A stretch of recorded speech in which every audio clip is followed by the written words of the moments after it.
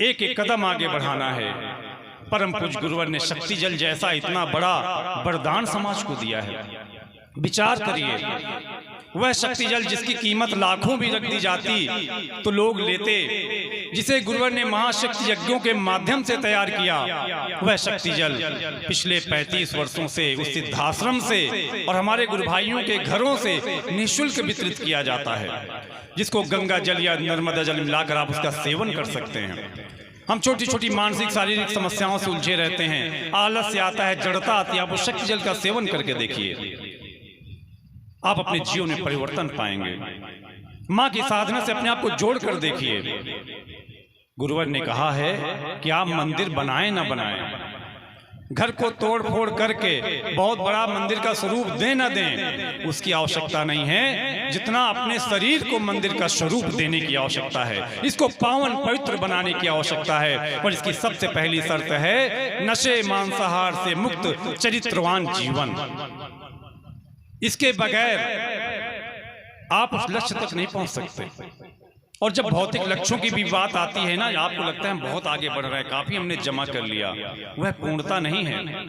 इसी जीवन में रहते रहते आप एक दिन महसूस करेंगे कि हमने पाया कम और खोया ज्यादा।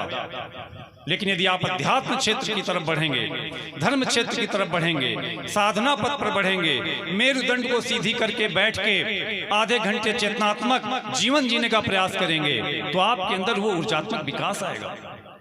आज आप बताइए, बड़े बड़े कथावाचक हैं, बड़ी बड़ी कहानियां किस्से सुनाते हैं, नाच रास रंग में लोगों को मस्त करके रखते हैं, लेकिन कितने लोगों को अपने शरीर के अंदर जो 7 चक्र हैं उसका ज्ञान दिया जाता है। पता तो सभी को है कि 7 चक्र हैं, मूलाधार है, स्वादिष्ठान, सभी राजा चक्र, आज्ञा चक्र है हमारा, लेकिन कितने लोगों को ज्ञान दिया जाता है। जैसा मैंने शुरू में कहा कि जिस तरह हमारी संस्कृति धर्म पर प्रहार हुआ, वो विलुप्त होती जा रही है। इतिहास को भी पढ़ाया गया, अभी तक मुगलों का शासन पढ़ाया गया, हम लोगों ने भी बचपन में पढ़ा, खिलजी, गजनबी, न जाने क्या क्या पढ़ाया गया।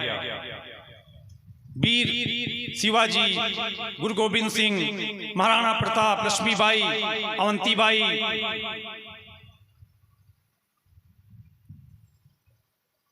सबको विस्मृत कर दिया गया।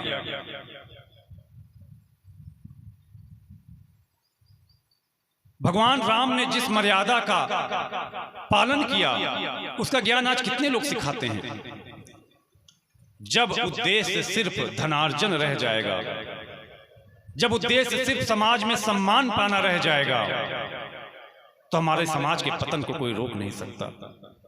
गुरुवर कहते हैं आज भी समाज में ऐसे कथावाचक हैं जो सदचरित्रता का जीवन जीते हैं, पवित्रता का जीवन जीते हैं, जिनके मुख में सच में सरस्वती माँ का वास रहता है।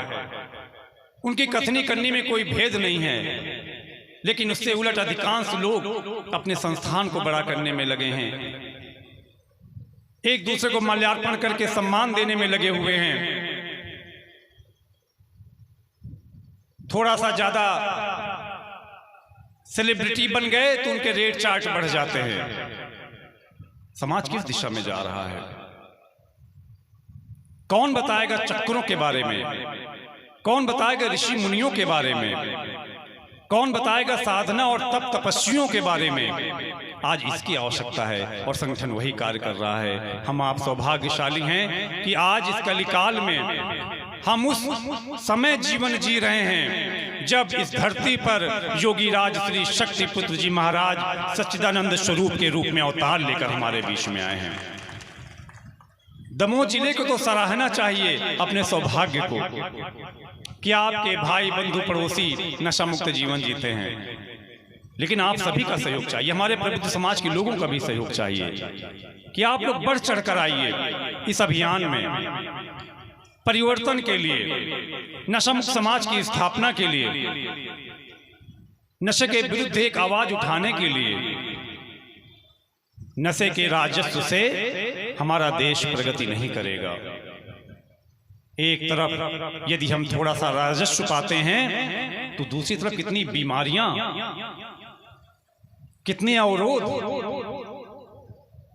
कल सिमरी जालम में जबेरा में एक कार्यक्रम था, शाम को 4 बजे समापन था। आयोजक के घर में बैठे और बहन वहां पर अपने भाई को लेकर आई और उसकी माँ और बहन फूट फूट कर हमारे सामने रो रही थी कि घर में कोई कमी नहीं, सुख संपत्ति कोई कमी नहीं, धन धान्य की कमी नहीं, लेकिन हमारे भैया इतना शराब पीते हैं कि अगर शाम हुई तो बस शराब में डूब जाना है, कब लौटेंगे हम लोग सोचते रह जाते हैं।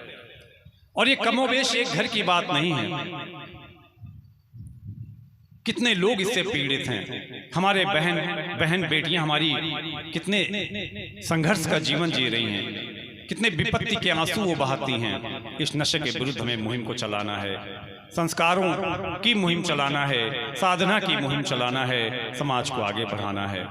एक बार आप लोग पुनः आप सभी से आह्वान करते हैं कि एक बार उस पंच ज्योति शक्ति सिद्धाश्रम में पहुंचिए, गुरुवर से मिलिए, उनके दर्शन प्राप्त करिए। और आपके आसपास कोई भी यदि नशा करता है, आपका परिजन रिश्तेदार, उसको लेकर आश्रम पहुंचिए। नित्य प्रति वहां सैकड़ों लोग नशा मुक्त होने जाते हैं, नशा छोड़ने जाते हैं। विश्वास मानिए, भगवती मानव कल्याण संगठन करता है, कहता है और करके दिखाया है। 1000 में 999 लोग वहां से नशा मुक्त होकर ही लौटते हैं, अपने जीवन में परिवर्तन करके ही लौटते हैं।